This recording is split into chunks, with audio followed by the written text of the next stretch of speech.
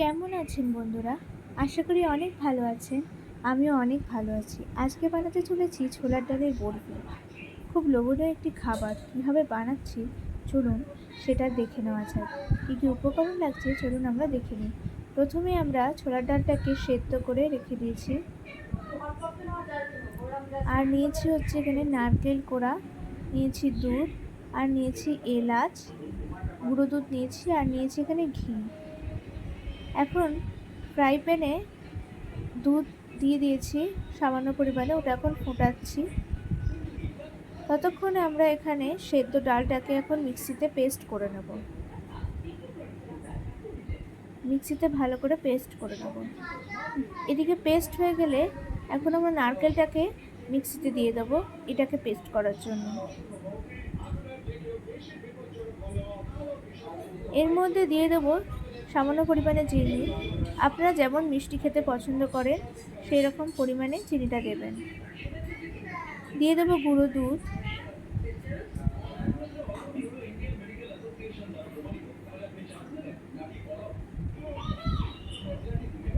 এরপর ঢাকনা দিয়ে এটাকে পেস্ট করে নেব। এদিকে দেখুন দুধটা পুরো ঘন হয়ে কেমন কড়ার সঙ্গে ছেড়ে ছেড়ে এসছে।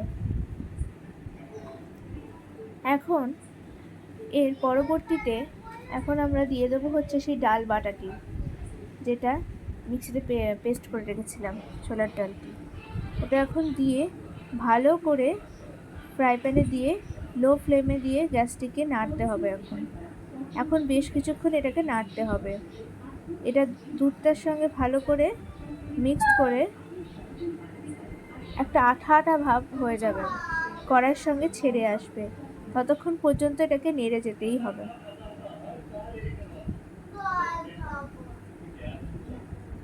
এটাকে ভালো করে নেড়ে নিতে হবে যাতে কড়ার সঙ্গে একদম পুরো ছেড়ে আসে।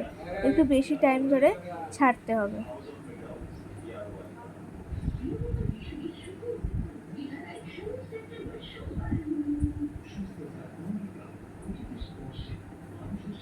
এখন এর পরবর্তীতে দিয়ে দেবো হচ্ছে সেই নারকেলটাকে, যেটাকে পেস্ট করে রেখেছিলাম, সেই নারকেলটা এখন দিয়ে দেবো। এটা পুরো ঘন হয়ে দুধ আকারে হয়ে গেছে। এখন এই নারকেলের যে পেস্টটা ওইটা এখন দিয়ে দেব। দিয়ে এখন ভালো করে নাড়ব।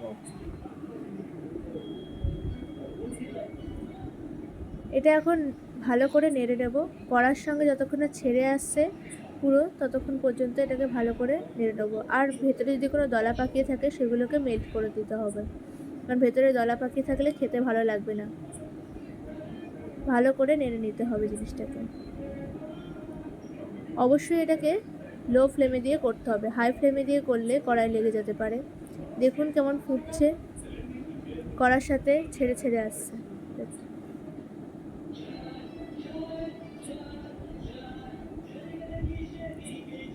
দেখুন কড়ার সাথে পুরো ছেড়ে এসছে কেমন, মানে নাড়তে নাড়তে নাড়তে নাড়তে পুরো ঘন হয়ে গেছে। একদম ঘন কি, একদম পুরো কড়ার সঙ্গে পুরো ছেড়ে এসেছে, এরকম ছেড়ে আসতে হবে। এখনও কিছুক্ষণ হতে দিতে হবে। পুরোপুরি কড়ার থেকে যখন ছেড়ে আসবে তখন এখন আমরা দিয়ে দেবো এলাচ গুঁড়ো, যাতে একটু ফ্লেভারটা আসে, সেই কারণে এলাচটা দেওয়া, খেতেও ভালো লাগে। দেখুন পুরো কড়ার সঙ্গে ছেড়ে এসেছে, একদম কড়ার সঙ্গে পুরো ছেড়ে এসেছে।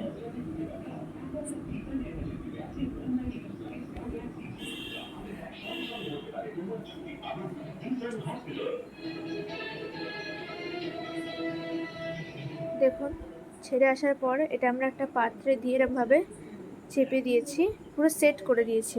এটা এখন ফ্রিজে রেখে দেবো কিছুক্ষণ। ফ্রিজে রেখে দেবো এখন এটা কিছুক্ষণ। ফ্রিজ থেকে বার করে নিয়েছি, এখন এটাকে কাটবো, কেটে আপনাদেরকে সার্ভ করে দেখাবো।